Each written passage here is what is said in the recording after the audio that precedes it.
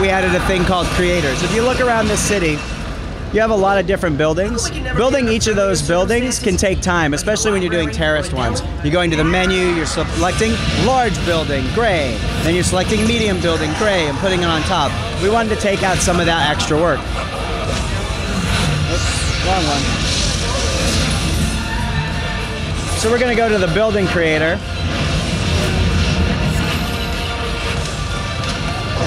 And start placing buildings.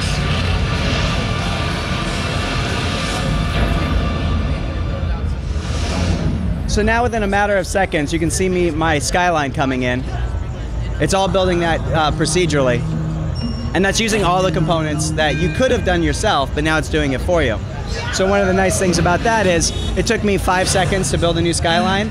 Manhattan might take me 5 minutes. And I'd have a completely big, huge city. On top of that, we have a racetrack creator, we have a rail creator. Both of those, all you do is mark the start point and end point. It'll procedurally generate a path between them. Takes out a lot of the left turn, right turn, right turn, right turn, left turn, right? A lot of that going back and forth, now it's gone. Now you combine that with our builders, you have a pretty awesome level, and you've placed about 6 things on your own, and Toybox has done the rest for you. And again, if you don't like it, completely customizable, you can change it. And then lastly, one of the things that we saw was that people loved when some of our Toybox community would build different game modes. Like we have all this ability to build logic into the game, but it's kind of hard to know how to do that, right? You got these experts that figured it out. You've got these online tutorials. One of the community members, we asked him, how'd you learn? He's like, I went to one of the other toy boxes and I just looked at it and figured it out. Well, that's great. We should put that in our game. So what we have are various templates that are little game modes that you can have all the logic, and all you have to do is place them in the world.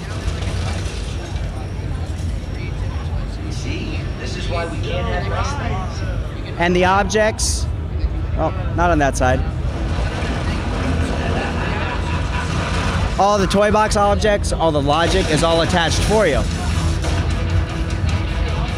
So now, there's a bunch of advantages to this. One, if you want to get into just great gameplay, you just want to jump in and play some fun little, say, Super Mario Brothers or Smash Brothers style game, you have that. You just drop that in, you don't have to know anything, right? And so now, we have a 4-player multiplayer, we've got a timer on screen, we have various spawn points in case you break down, and you and your 4 friends can be playing Super Smash Brothers with all the Disney Infinity characters. You can have Woody going after Buzz, you can have Hulk going after Maleficent. Now there's another advantage of this too. All these are Toybox components. So we assume that there's going to be guys out there go, I'm a way better level designer than you guys are. We hope you say that. We want you to go in there and make better levels. You're going to learn how to manipulate the objects, you're going to get familiar with them, and you're going to feed back into the community more and more levels. That helps the community grow. Then on the next level, you're going to go, man, I love that 2D camera that they use in that battle arena, but I want to use it for my 2D platformer. I don't know how to do it.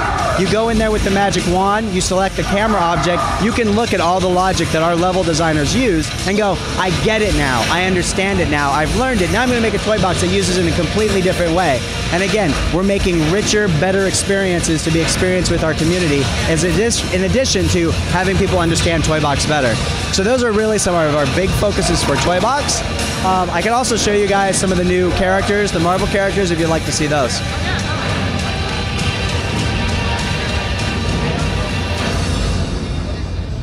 So how do the skill trees work? So skill trees, basically you perform various actions, you earn skill points, you level up, you get skill points. This is a fully loaded skill tree. But basically, it's like you'd see in most games that have skill trees. It's not quite as complex as like high-end RPGs, but there are certain branching elements. There's certainly a strategic element. If you max them all the way out, you're going to have an awesome character, but along the way, you're going to have to make choices. Do you want to go speed? Do you want to go melee? Do you want to boost your power-up ability? So it's really a lot richer than Infinity 1. It gives you that feeling of this is my character. It's going to be unique from your character, my choices. And now when I go over to your house and we play with our Hulks, they have different experiences. You shouldn't take what's not yours, Goblin. One fight will cover. So Hulk has super jump. He's a melee character. But we can also mix and match things. So he's also a wall climber. So you can't wall climb if you're Cap, but you can if you're Hulk. Yes, I could crush them.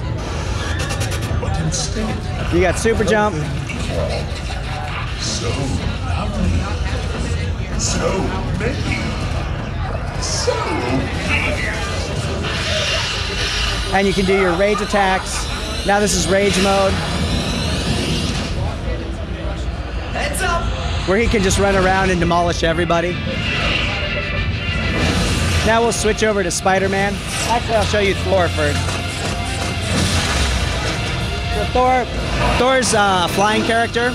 So you have characters that don't need jetpacks to fly. That's hover mode. You can go into speed mode.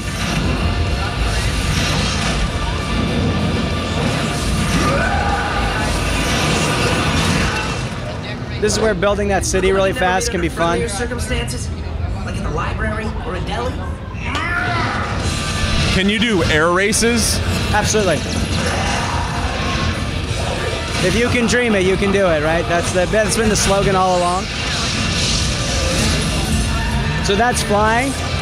And then we spent a fair amount of time making Thor's floors flying feel like Thor flying, Iron Man's flying feel like Iron Man's flying. And then Spidey's pretty unique. He has web slinging, so we have web slinging as well.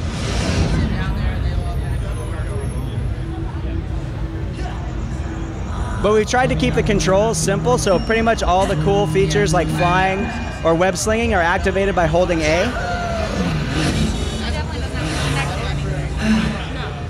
Well, we don't know that. We can't see. For all we know, he's making like a parachute pocket at the end. But the animations are super awesome. And then with Spider-Man, you might have announced this, but being in the bubble of E3, I might have missed it. But like Spider-Man, Venom, Iron Fist, are they separately sold characters, or are they a part of a playset? So Spider-Man and Nova come with the playset, the Spider-Man playset. And then the others would be separately sold. And then the villains in that playset would be Mysterio and Green Goblin, I think, right? We haven't announced any villains. So let's say you're trying to get a flying feat, but you have a character that doesn't fly. You can accomplish the same feat with vehicles that can fly. So this is Lola from Marvel's Agents of S.H.I.E.L.D. And so you could drive around just like you would any of our cars, but you can also fly. So that's another thing. We want you to be able to do what you want to do with your favorite characters. So this is a costume disc.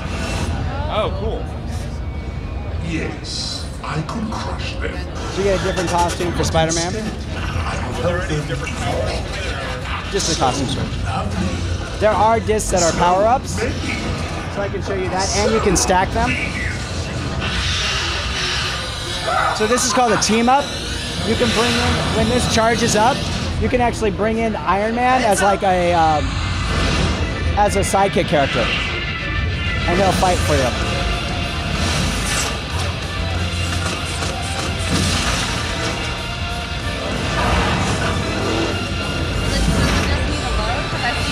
Yeah, team-ups have to power up. So it depends on the disc. Like Lola instantly comes into the world as soon as you place it.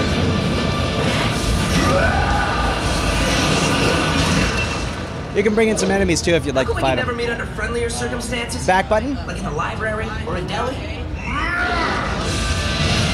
And then it's Toy Box, so you can mix and match too. You can put guys from Agrabah in there. You can put characters from Alice in Wonderland, the Broom from the Sorcerer.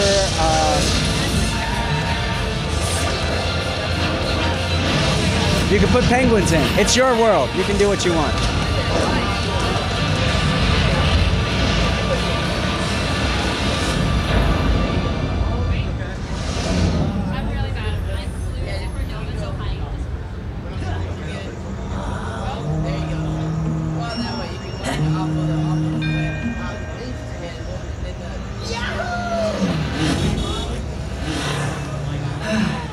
You might want to. Well, you gotta wait for your team up still. Yeah.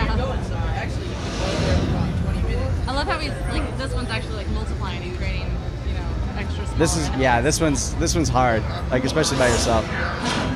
You get 2 or 3 of them out there, forget about it.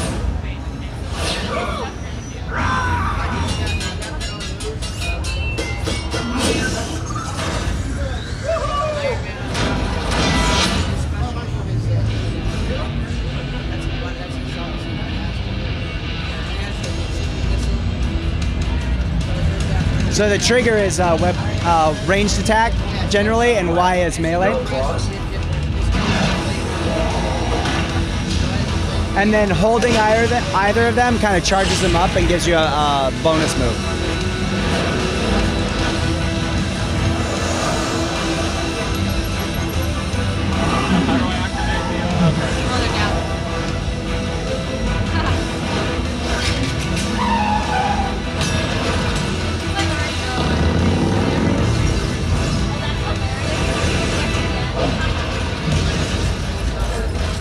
Yeah, Iron Patriot helps out a lot. Yeah, you can switch to Thor anytime. He has to recharge again after he does his attacks? Yeah.